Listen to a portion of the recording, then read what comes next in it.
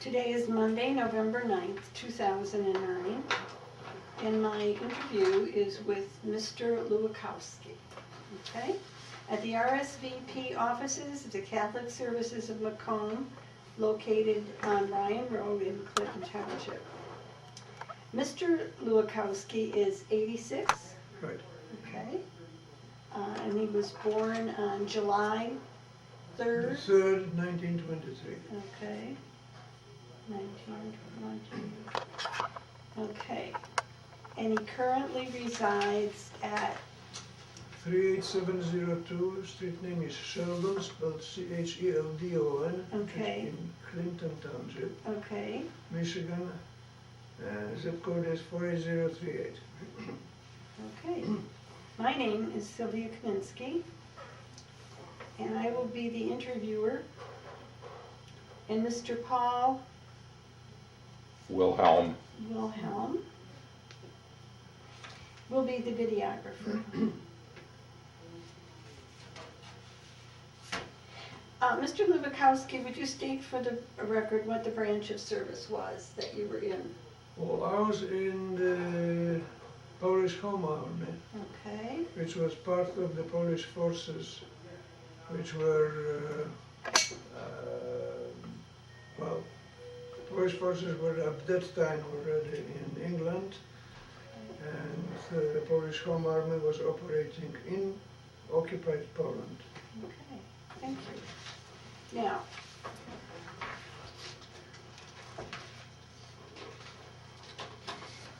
what kind of, were you recruited or did you join? Everything is voluntary. Everything was voluntary. Everything was voluntary. Okay, all right. So you really weren't away from home then if you were in the Polish Army? You were, Well, no, I was not out of home, yes. yeah, okay. What kind of assignment did you get when you were when you got there? Where were you assigned? Well, let's put it this way. We had to be trained first in knowledge of various weapons, especially pistols, and maybe some semi-automatics and stuff like that. Mm-hmm. Difficulty being that being in an occupied country, you're being under surveillance most of the time when you're on the streets. Mm-hmm. So to go somewhere and train somebody in a rifle, on earth are you going to bring it again through the street and so on without being discovered? So pistol is the answer. And also a larger group of people getting into one place also may create a suspicion.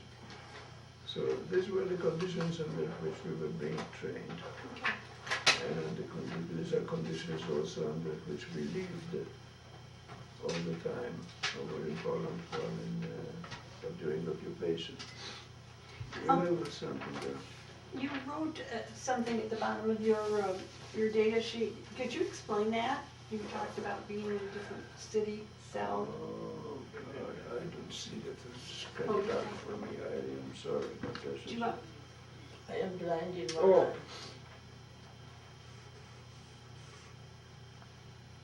I make this statement to accommodate, would you like me to read it for you? if you can, I Sure. would appreciate Okay. that because It said that, you said, I make the statement to acknowledge that on or about April 14th, the U.S. Army liberated a group of Polish POWs at a location north of Celle. Celle? So, And then you said north of another city. north of Hanover. Oh, Hanover, okay, so and it said the patrol disarmed the German guards, no shots were fired, packed them into their jeeps and departed. We were instructed to proceed to Celle at another city, Hanover, was it Hanover? It's north of Hanover. Okay. P.S. Celle was in British hands, and we ended up in the British zone. That's right. Still, we were Poles with no country that would welcome us home. Mm-hmm. Many that returned were put into prison. Why is that? Why was that? Well, it's a different, the government in Poland at that time was communist oriented towards the Soviet Union, and we were of obvious at the very beginning Okay. affiliated with the Polish army that was over in Britain. Okay. Tell us something about the people that you worked with, that were with you in your while you were in action, and also, when you came home. What kind of leadership, when you went to fight, who trained you, and who were the people that were? Well, these definitely were people whom I could call friends, Okay. because we not only were involved in the conspiratorial activities, but also in socials and so on. We knew each other, families, mainly mothers, because most of our fathers were, in my case at least, my father was in, well, he already was dead, but my friend's father was in England at that time, was an officer in the Polish army. So we knew a lot about each other, and we relied on each other's help whatever we needed. Our leaders were obviously officers who, many of them were parachuted into Poland from England, and they were trained in there. And of course, we knew them only as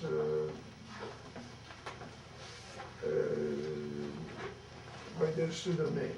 Okay. We didn't know them by their second name or even by their first name. Didn't know who they are. They were coming into the apartment where we were, and they were delivering their message. They trained us, they explained whatever it was, and then they departed.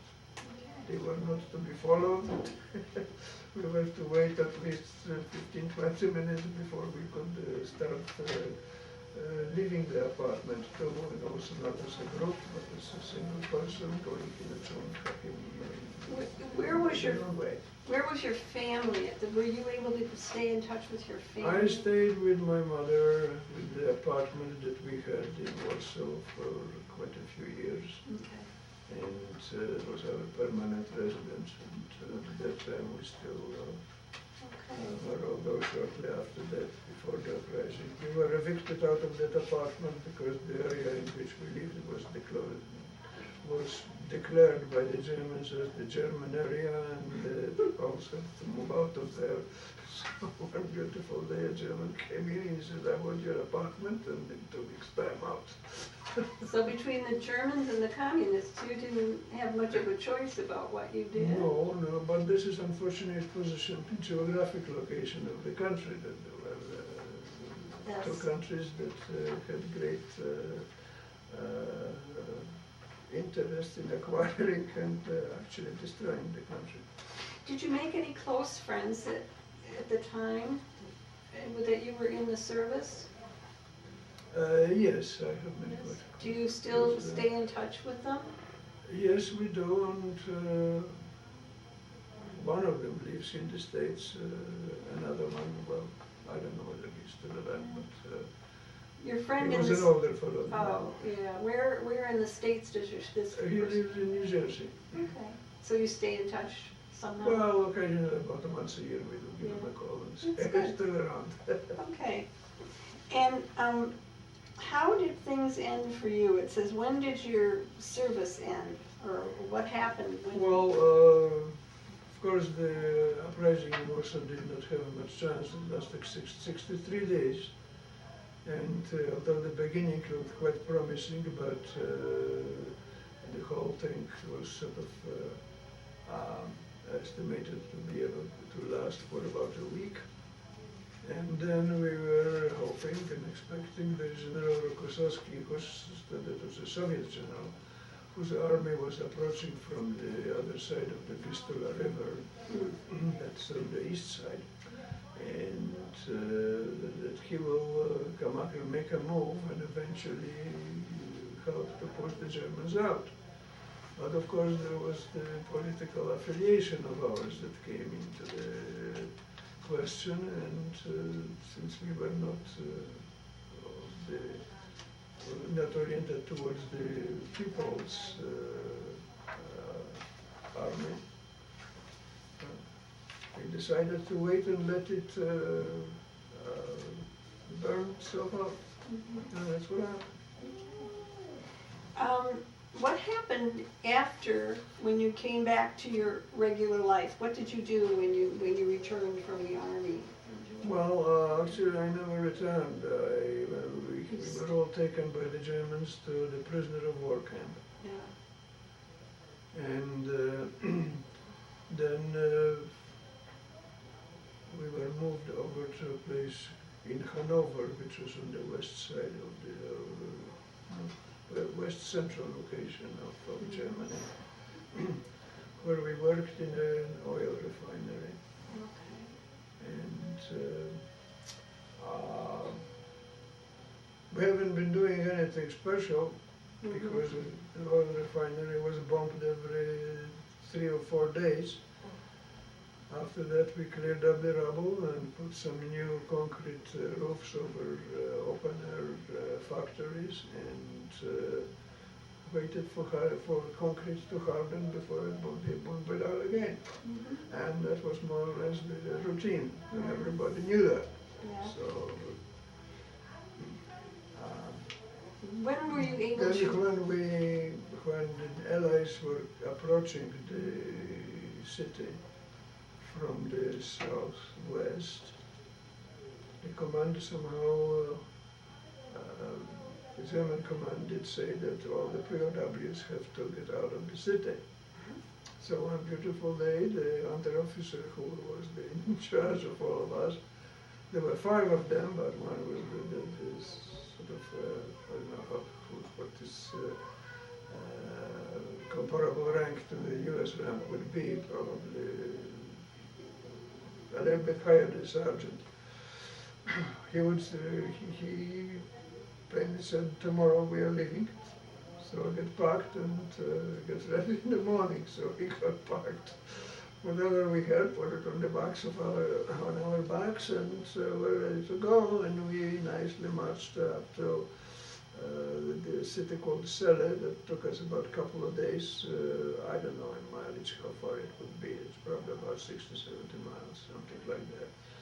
But on foot, having to stay in to the side because of the traffic, and of course we have to give priority to the German military units to go. So it took us quite some time. Of course we stopped along the way to rest, spend the nights either off the road or at some farmers' places. And there were several groups of us going actually with them later on. And occasionally we were sort of inspected by a German captain who was riding a motorcycle. And he was sort of checking up with the guards how on things and giving them some instructions to wherever we have to go. And from Celle we sort of veered a little bit towards the east, and we ended up in a place that was called Eschede. That was sort of a village there, and well, there was a farmer out there who decided that yes, we can put them up for the night inside the barn. And they did, of course, they locked us up. And we spent a couple of days in there. And on the 3rd day, all of a sudden, when we were all sitting outside, they took a head count and they found out that one is missing. Who's gone? Red Cap is gone. There was a guy that we spoke with. Didn't know much about him, but he used to wear always a red cap. It was irritating to everybody because we always thought that it attracts attention. But anyhow, he was wearing a red cap is gone, so that's fine. It didn't take long, but about maybe by noontime, all of a sudden there was about 3 jeeps showed up. Vehicles we've never seen before. And showed up that they were American soldiers. The Germans really welcomed them. Gave up the weapons. And they peacefully marched along the jeeps and went, and we were just plainly told to behave ourselves. So when you finally got home to your home, I had no home, and No it was home? Hanover, my home in what Warsaw. did you do? Where did you stay? Well, we were told to go. Main thing of ours, our interest was, since the war is on, we wanted to rejoin the military. And we did know that there is, plainly by a contract with a prisoner of war, by another prisoner of war that was also Polish, and he said that he is from a first Polish Armored Division. And he was recently captured, and that he is in the division is fighting somewhere in the region of Dutch border. And that's not far from Hanover. So, since we were still on the German side at that time, we sort of proceeded towards Osnabrück and a little bit north, and we were going from the Dutch border. And of course, by that time, the fight was over, the division was gone a little bit further, but there were Polish camps in there, and there was a military camp. And fine, we went to that camp and got signed in, got our first meal, and we sort of waited it out until we got in contact with, until my friend got in touch with his father, who was at that time still in England. And he did say, well, stay put where you are, because at least I'll be able to get in touch. And about 2 months later, he did manage to get in, and he took me, took his son, and took us over. He was, as family, we went over to England. So that was home and that was family. Yeah. Okay, all right. What did you start to do? How did you rebuild your life? Like, what did you do to get a job? Well, I had to get the education first. Okay, Learn language and got to. Okay. So went to school. mhm, In and, England. in England. And that was a college that was created especially for people like us. So part of the lectures were in English, part of the lectures were in Polish. And but the testing, all the testing and everything was leading towards the Bachelor of Science in Engineering. So after something like about 6 years, okay, graduated, got my degree. wonderful. And by that time I was a little bit more fluent in English, managed to get a job, and we also met my wife then. So your life started So again. the life started over there, and we knew very well that since we both already decided that we are not going back to Poland, we have decided to stay and applied for the emigration to United States, which took about 4 years, I believe. 5. 5 years, okay, maybe 5. How old were you when you started school there? When you said, I know you said you went to, it I took was 6 in about, in age, I was about 23, 24, something like that. I was 21 when the uprising started, so. And when you came here, where in the United States did you come? What? Well, We came through Canada because somehow the visa was taking a very long time, and so we decided that we help ourselves if we would be already on the other side of the Atlantic. So we went to Canada. Through Canada, it took us about a month to get the visa and all the paperwork. Got to Canada, and I got the job over there. So we stayed in Windsor, Ontario, right across the Right river. across the river. Yeah, good. I noticed you have something in front of you. Is that something? you Well, that wanted was to- something that I was writing to keep me going, but I said that I didn't need it. You didn't need it. Okay. You know, you don't really need it either, because it is not, his only contact with the American army was when he was liberated. Yeah. I don't know, and he never was in the American army. No, I didn't say that. Yeah. You That's didn't okay. know that? No, I knew that. Yeah. He joined Polish army under British command. Windsor. I know, that's all That's- in here, yeah. And we were, what is the word? Changed to civilian status Yeah. in England. Right, right. I got that. Right.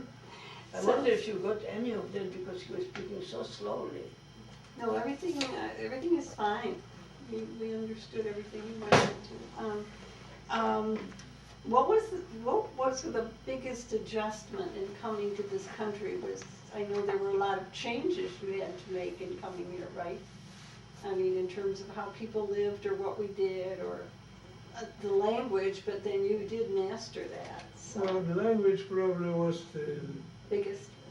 well, it's a direct, this is nothing else, this is a direct giveaway. I mean, I still have that accent and will never Well, get rid that's of okay. it, but, So did my father. but I thought the most difficult part was to be accepted actually Being, into the, and quite a lot was apprehension of employers. Whenever we wanted a job, I even had this answer that, hey, we don't know how the other people are going to, what's your name? What are we going to call you? I said, well, call me Johannes. You call yourself each other by the first name in here. You don't refer to each other or permit so this there or was this a or that. problem with But accepting. it was difficult to get a job in England. Yeah. But I did manage to get a job in England, and I had a job over there for a couple of years over at Joseph Lucas Electrical, which is a company similar to American Delcoreni. It's a supplier of electrical equipment to the automotive industry. And after that, when we came over to the States, I got the job with Chrysler Corporation. With Chrysler? Yes, actually I crossed the border over in Windsor, and after all the immigration paperwork got straightened out, I went to Highland Park, and in a matter of a couple of hours the job was sealed, and I met my future boss, and we agreed on the date, and that was it. How long did you work for them? I worked 22 years for Chrysler. 22 years? 22 years for Chrysler. Then Chrysler had some financial difficulties. So they sent me a nice letter that they may not be able to guarantee my employment until, well, so I have decided to take the retirement from early out after 22 years. I was 56 at that time. So I took retirement, and I went looking for a job, and one day it was kind of hard to find anything, and I stopped driving along 11-mile road, and I see there is an employment office, and I didn't even know much what it is, but it's some military installation. I walked in there, and by golly, the lady told me that we are looking for people like you. Good. She said in a week's time, or actually next Sunday, there'll be an open house, and just come in and fill out the paperwork. Here's the paperwork, bring it in with you and you got the job. Good. You got a job, I had another 13 years. In the meantime, you raised a family? In the meantime, we had a family and educated with 2 boys and a girl. And also my wife went to school, to college and graduated as an RN. Oh, wonderful. So, What about your children? Did they, did they get kind of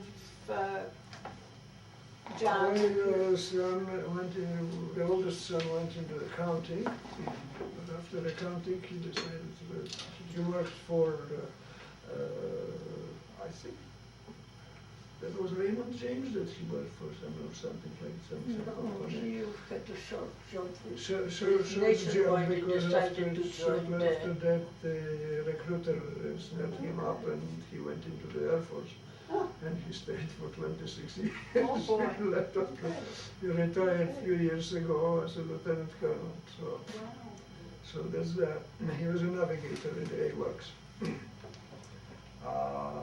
The other son, he decided went through University of Michigan into engineering, just as I did. But of course he went through the ROTC program. And he also went into the Air Force. But he left the Air Force as a captain, got married. And he's now in Denver, in Colorado. The daughter was a little bit different, but she started with ROTC in the Air Force also. But somehow, being of a little bit more rebellious mode, she had difficulties with people, so decided to leave and not to continue with the Air Force. And we also thought that it would be better if she went civilian way, and she did manage to get some grants and so on, and continued her education also in accounting. Good. So you have grandparents? Oh, well, we have one son, one grandson. One grandson? and 2 granddaughters. And 2 granddaughters. Yeah, Okay, two very And good. that's just the end of our life story, and I don't know how you can use it. But Thank you very much for sharing your You're very story. welcome. Do you have any questions, Paul? Well, I have a couple. Sorry, when you were in the Polish Army, Mhm. at what age did you? I was 21 when the uprising started. So 21. I joined when I was late 17, about, let's say, 17, maybe 17 and a half, something like that. Mm-hmm. Okay, and then it was. I think you said it was about 4 or 5 years that It was till you about were liberated. 2 years before the uprising, and then we were for 6 months as prisoners of war in Germany. Okay. What was it like as a prisoner of war? What was your life like? I mean, was it were you treated harshly, or? Well, once we were put in the camp, the situation was rather quiet, because there was no activity, nothing, just get the call to go and get the soup in the morning, soup at noontime, and soup in the evening. And that was about all there was. Then there was sit down and divide the bread into very equally between 10 or 12 people, one loaf. We had to select a person who would be the sort of leading the group and trustworthy that he will do a huge job. And but once they found the place for us to put a group like that, they sent us to Hanover. The camp, the actual camp that was in Fallingbos, it was called Fallingbos, which was north of Hanover. Then the place that we were working was nearby in Hanover. It was called Misburg. We stayed in a bombed out factory. There was still one building that was up, and we had 2 floors, ground floor and the first floor that we had our quarters in. There were about 80 men of us. Of course, we had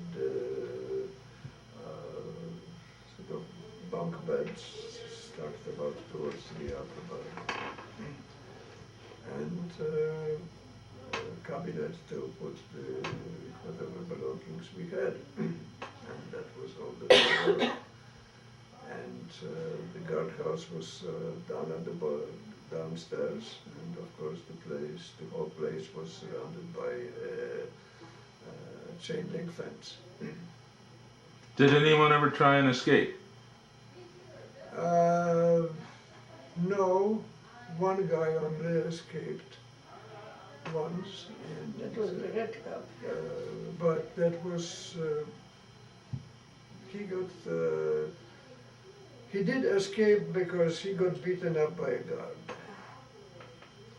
And the only way that we could get justice, and if you report it, you had to escape. So that, because the procedure was that once you are caught by police, they are not taking you back to your barracks, but they're taking you back to the camp. And he came back in the whole entourage of a captain, a couple of lieutenants, and so on. Brought him back in, and they also eliminated a couple of guards who did the beating. So they actually, then it sounds like they actually, even though you were a prisoner, you were treated pretty humanely. Well, the treatment was, at that time, was treated, beginning to be better, yes. That was toward the end of the That was war, towards and the- Germans knew that they were losing the war. So the main complaints of the prisoners at that time would be that they were hungry, there wasn't enough food. But that was not the same as concentration camp. That's a big difference. And what I have to add is that you'll understand his story better if you perhaps read this book, saw the film recently, The Pianist. And Yes. he lived through the uprising.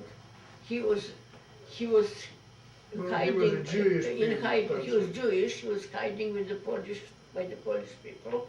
Then after the uprising, he stayed in Warsaw in ruins. When we all had to leave, the order was for all the population to leave. Mhm. But he stayed and survived them. But you will understand what was it about the Polish army and about the uprising, and how people who took active part in the uprising, which were all the young people, everybody, got to Germany, were transported to Germany as prisoners of war. And some civilians were transported also to work in Germany. Okay. It was a very loose organization, Polish Home Army. It was totally voluntary, and people that did not even belong to any Polish, any You can't say that I'm in infantry or armor or anything yes, like that. everybody, when the uprising started, everybody took part. Everybody. But you were in long enough to be a sergeant, it says here. Well, yes. Okay. I Wanna make lived sure- as a sergeant, that's right. Yeah, you made sergeant. And I kept it at rank for quite a long time. But Only we recently, live- the Polish government gave us an upgrade. That's good. Yeah? Well, the main thing is that if it wasn't for Americans and for Russians, I have to say that too, we would all probably finish in gas chambers, Christian and Jews alike. So we owe this debt of gratitude, especially to Americans that they joined the war. Okay. Anything else? Yeah, I'll tell you what. I've got a couple more questions. You mentioned that when you got your training, that someone would come to your apartment and train you, and you mentioned your mother, that you were living with your mother. Mm-hmm. Now, when you were sent to Germany, when you were captured and sent to prisoner of war camp, what happened to your mom? My mother stayed in the apartment for another week, I believe, and after that they all received an order that they have to leave the city. And she did go on foot. They went for about good 60 miles to another town where they were put on trains and went south to Krakow, where she did have some family. Okay. Did you see your mother again after you were liberated? I saw my mother about, way after we were already here in the States, many years. We had, we were writing letters to each other, but otherwise. Mm-hmm. But you were able to communicate with her in That's the... right. We could communicate, that's right. We could communicate. Well, I'll tell you what, you had really an interesting experience, and certainly it's not something that I guess you or any of us would want to live through again. But Well, I would only say that my experience wasn't unique. I'm sure of that. Many people were like us. Some of them were maybe more lucky because they found their families here, because Poland's history was really a nasty one, and quite a few breakups and quite a few reasons for which a lot of people had to go and live abroad. And we sort of did manage to, or we expected that somehow we have to survive. So learn the language, by golly, learn the language wherever you are. And that's what we did. We have another appointment that we have to rush to. I admire your patience, because I don't know if you could possibly record my husband. He was speaking so slowly. So I think it'll be fine. Yeah, I think it will be just fine. It's, Yes. There was no problem. There was no problem. And I thought thank it you was very all- much for You're very welcome. Yeah, and what you said about, Polish people surviving. My father came when he was 17 because my grandfather didn't want him being recruited into the Russian army. Right. So he right. sent him here. 17 years old, couldn't speak a word of English. But he learned, Yeah. became a citizen, went into the army, raised a family, owned his own business. I mean, it's that survival. That's right. Yeah. That's right. Yes, thank you so much. You're very welcome. If you